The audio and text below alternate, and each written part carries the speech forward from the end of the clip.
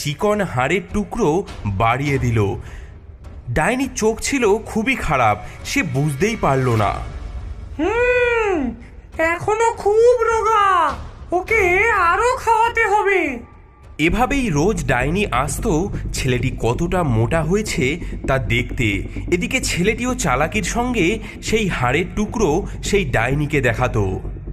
এভাবেই 1 সপ্তাহ পার হয়ে গেল। ডাইনি ক্রমশ অধৈর্য হয়ে পড়ল।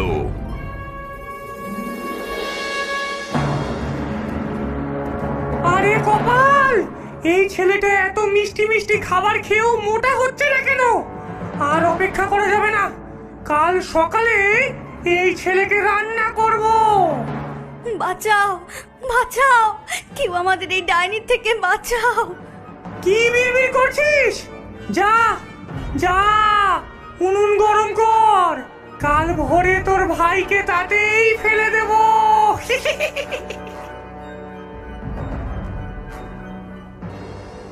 ভাই, ভাই, বড্ড বড় বিপদ।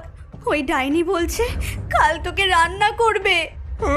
ঘাবড়াস না দিদি, আমার কাছে একটা বুদ্ধি আছে, শোন।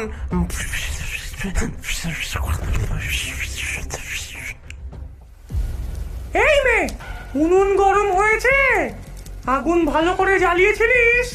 হ্যাঁ দিদিমণি, আগুন জ্বলছে, কিন্তু উনুনের ভিতর কেমন গরম হয়েছে তা তো আমি বুঝতে পারছি না।